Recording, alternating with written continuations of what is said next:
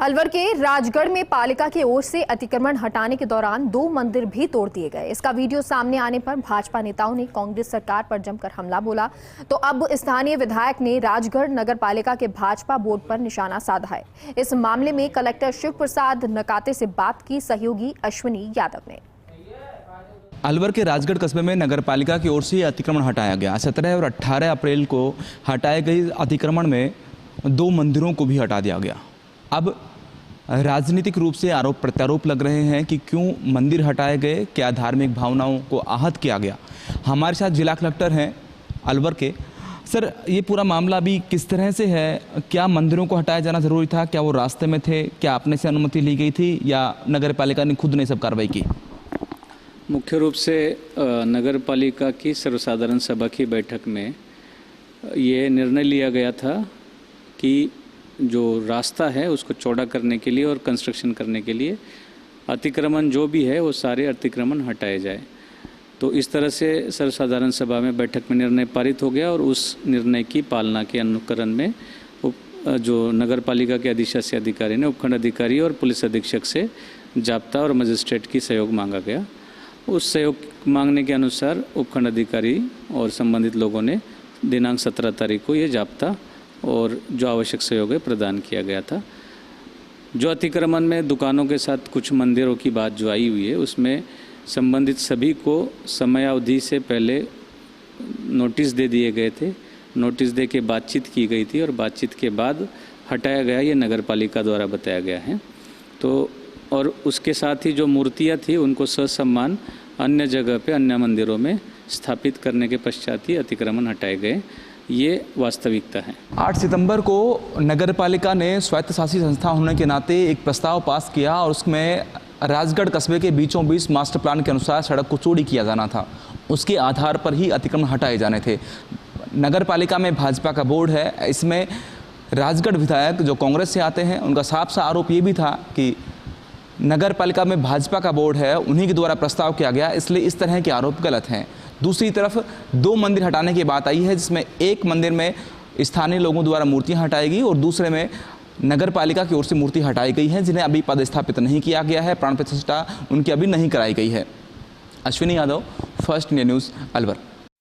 और सहयोगी अश्विनी हमारे साथ अलवर से जुड़ गए हैं। अश्विनी, आपने कलेक्टर से बातचीत की, उन्होंने कहा कि ये सर्वसम्मति से हुआ। वहीं अगर देखें तो पक्ष विपक्ष सरकार लगातार अपनी बात रख रही है। गोविंद सिंह डोटासरा जिन्होंने प्रेस कॉन्फ्रेंस की, तो वहीं प्रदेश अध्यक्ष बीजेपी के कहते हैं कि ये गलत हुआ है। अभी फिलहाल अपडेट क्या है इस पर? तो आपको बता दें, ये मंदिर जो तोड़ा गया है, हालांकि नगर निगम में इस बात को लेकर सर्वसम्मति बैठी थी, सर्वसम्मति हुई कि जो भी अतिक्रमण है या जो रास्ता, क्योंकि इसे चौड़ा किया जा रहा है इस रोड को, तो ऐसे में जो भी अतिक्रमण होगा उसको हटाया जाएगा और इस मंदिर में जो भी मूर्ति थी उसे दूसरी जगह प्राण प्रतिष्ठा उसकी की जाएगी और उसके बाद इसको हटाया जाएगा। लेकिन अब क्योंकि ये तस्वीरें जब से सामने आई, जो स्थानीय निवासी थे उनका कहना भी था कि ये 300 साल पुराना मंदिर है, इसको ना तोड़िए, लेकिन उसके बावजूद जो बुलडोज़र से ये कार्रवाई हुई है और अब लगातार सरकार की तरफ से अपनी बात कही जा रही है, तो वहीं जो विपक्ष है, जो बीजेपी है, वो हमला साध रही है। अश्विनी एक बार फिर से हमारे साथ जुड़ गए हैं। अश्विनी, अपडेट दें। देखिए मेगा, राजगढ़ का जो मामला है, प्रशासन ने साफ कर दिया है कि नगर पालिका एक स्वायत्त शासी संस्था है, उसकी ओर से प्रस्ताव लिया गया और प्रस्ताव के आधार पर अतिक्रमण हटाने की कार्रवाई की गई। उसी दौरान 2 मंदिरों को भी हटाया गया। हालांकि जिला कलेक्टर ने कहा है कि एक नया मंदिर था जो स्थानीय लोगों द्वारा बनाया गया और उसकी मूर्तियां खुद पुजारी द्वारा हटा ली गई। एक मंदिर में शिव पंचायत की मूर्तियां हटाई गई हैं, जो नगर पालिका दोबारा से पुनः स्थापित कराएगी। उनकी प्राण प्रतिष्ठा कराने की जिम्मेदारी भी नगर पालिका की है। हालांकि पूरे मामले में अब सियासत तेज हो गई है। केवड़ीलाल मीणा ने कहा है कि वो राजगढ़ जा रहे हैं। भाजपा की ओर से 5 सदस्यीय कमेटी बनाई गई है। कई दूसरे भाजपा के नेताओं के बयान भी आए हैं। कांग्रेस के विधायक हैं राजगढ़ से, उनका कहना है कि वो एक मुकदमा जो नगर पालिका का अध्यक्ष है सतीश दुहारिया, उनके खिलाफ और बोर्ड के दूसरे मेंबर्स हैं उनके खिलाफ एक मुकदमा दर्ज कराएंगे कि मेरी छवि खराब करने की कोशिश की गई है। द्वारा जो बयान दिए गए उसको लेकर छवि खराब करने की कोशिश की गई है, जबकि मैं अतिक्रमण हटाने या मंदिर के खिलाफ में नहीं था।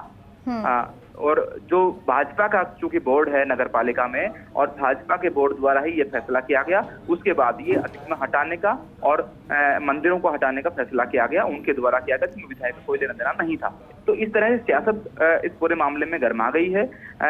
हो सकता है कि अभी कल तक भाजपा कई नेता राजगढ़ का दौरा करेंगे, मौके पर देखेंगे, लेकिन जो 17 तारीख की कार्रवाई थी, 17 और 18 तारीख को मेला चौराहा से और गोल चक्कर तक राजगढ़ में अतिक्रमण हटाने की कार्रवाई हुई, जिसमें 60 फीट की सड़क की जानी थी। उसी दौरान मंदिर हटाए गए थे और 17 तारीख के बाद से ही परिजनों द्वारा ये जो पुजारी थे उनके द्वारा विरोध किया गया था, लेकिन उसके बाद से मामला शांत था। वीडियो आने के बाद पूरा मामला गरमाया है और अब निश्चित तौर पर लोगों को लगता है कि मंदिर जो हटाया गया है वो गलत हटाया गया है। जेसीबी के उपयोग से मंदिर जो ढाया गया वो गलत तरीके से ढाया गया, उसको लेकर बड़े सवाल हैं और निश्चित तौर पर लोगों में रोष भी है।